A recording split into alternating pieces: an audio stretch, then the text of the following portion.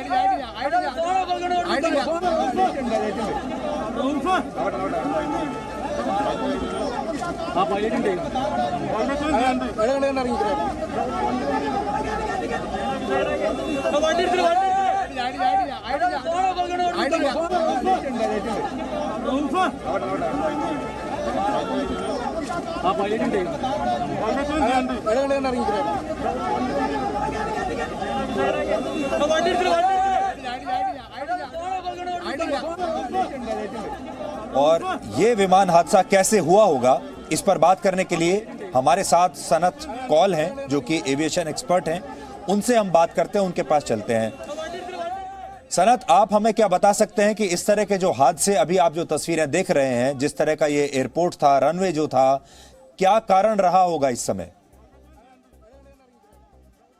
देखिए, table top runways जैसे मैंगलोर में था, जहां की एयर इंडिया का क्रैश हुआ था कई साल पहले, डेंजरस एयरपोर्ट्स हैं। इसमें सीनियर पायलट कमांडर चाहिए होता है और उनको ब्रेक करना होता है, क्योंकि उसके बाद रनवे जहाँ खत्म होता है उसके आगे कोई ज्यादा जगह नहीं होती है, फिर वो प्लेन गिरने लगता है। तो इसको देखते हुए, और मैंने सुना वहां बारिश भी अच्छी हो रही थी, तो इसके लिए कई रीजन हो सकते हैं। एक रीजन तो ये हो सकता है कि स्किड कर गया, दूसरा ये हो सकता है कि पायलट के कंट्रोल से निकल गया। अब वो स्किड और पायलट के कंट्रोल मिलते हुए चीजें हैं। एयर इंडिया क्रैश जो मैंगलोर में हुआ था, उसमें एक और एडिशनल फैक्टर ये था कि जो पायलट कमांडर थे, जो सीनियर पायलट थे, वो एक तो कुछ थके हुए थे, काफी कहीं से आ रहे थे ऊपर, उनका और को पायलट जो इंडियन था, ये एक फॉरेनर थे, उनकी भी खास बनती नहीं थी। तो कई चीजें थी इसमें जो फैक्टर्स होते हैं, जो जिसका अभी पता नहीं चल सकता इतनी जल्दी कि क्यों हुआ, कैसे हुआ। और हमें ये नहीं पता है कि पायलट के बारे में क्या, कितने सीनियर थे, कितने थके हुए थे, कितना कब उनकी फ्लाइट हो रही थी। तो ये सारे कई चीजें हैं जिससे मामला पहले देखा जाता है, उसके बाद ही डिसाइड हो सकता है। इस वक्त कुछ ऐसी टिप्पणी देना जो कि गलत हो, वो भी ठीक नहीं है। तो मेरा तो ये कहना है कि अभी ये एक बहुत सीरियस मामला है और टेबल टॉप एयरपोर्ट था, डेंजरस एयरपोर्ट था, वेदर खराब था।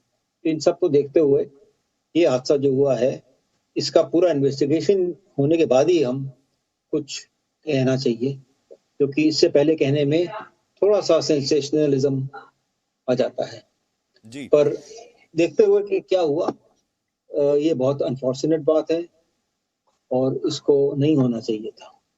इससे ज्यादा तो अभी क्या कहें कि क्यों हुआ और कैसे हुआ। Thank you. लेकिन क्या आप ये बता सकते हैं कि अगर मान लीजिए इतना मौसम खराब था, ऐसे मौसम में क्या हो सकता है ये गलत कॉल लिया गया हो कि इस समय लैंड किया, हो सकता है लैंड ना करना हो, या हो सकता है किसी और दूसरे एयरपोर्ट पर लैंड करा सकते थे पायलट, और हमें ये भी पता चला कि एक पायलट की इसमें मृत्यु भी हो गई है। अच्छा, तो ये बिल्कुल मुमकिन है और डाइवर्जन होना चाहिए। ये डिसीजन पायलट को लेना होता है कि वेदर खराब है, अभी यहाँ लैंड करना ठीक नहीं है, वो डाइवर्जन के लिए दूसरे एयरपोर्ट जाने के लिए परमिशन लेनी चाहिए और मिल जाती है। तो अभी क्या हुआ इसमें मुझे अभी नहीं पता कि क्या हुआ था। वो और एयर ट्रैफिक कंट्रोल का जो टावर होता है उनसे बातचीत क्या हुई थी, वो सारी रिकॉर्डेड होती है। और उस रिकॉर्डिंग को जब देखेंगे लोग, इन्वेस्टिगेटिंग एजेंसी जो देखेगी, फिर वो पता करेगी और कंक्लूजन में आएगी कि क्या क्या रीजन था इसमें। डाइवर्जन अगर हो सकता था और मौसम खराब था तो क्यों नहीं लिया। इसमें वो ब्लैक बॉक्स भी जो कहलाता है जिसमें रिकॉर्डिंग होती है, वो भी उसको खोल के पूरा इन्वेस्टिगेट करते हैं। तो इस सब मामले में धीरज से करना चाहिए, क्योंकि इसमें अगर जल्दी से कोई कंक्लूजन दे दें कि इसकी गलती थी उसकी गलती थी, तो वो भी बात ठीक नहीं है। मैं इससे ज्यादा और नहीं कहना चाहता हूँ। जी जी, आपका बहुत बहुत शुक्रिया हमसे बात करने के लिए। और ये बात आपकी बिल्कुल सही है कि अभी इतनी इनिशियल स्टेज है, अभी शुरुआती दौर में जानकारी भी धीरे धीरे वहां से आ रही है और इस समय कुछ भी कहना किसी के लिए भी बहुत मुश्किल होगा।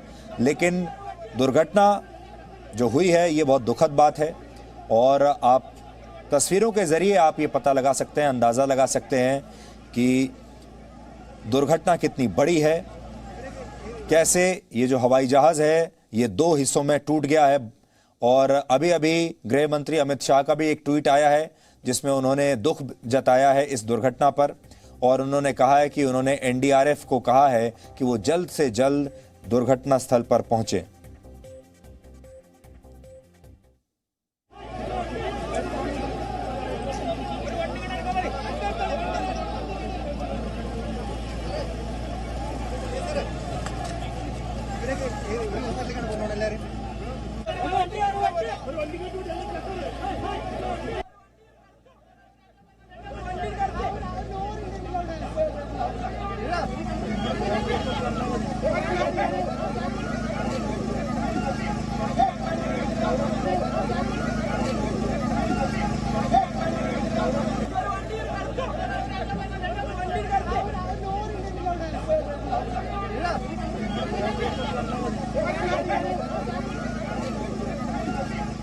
इस दुर्घटना के बाद एयर इंडिया की तरफ से एक औपचारिक बयान भी इस समय आ गया है जो उनका ऑफिशियल स्टेटमेंट है, जिसमें इस हादसे के बारे में और ज़्यादा जानकारी दी गई है।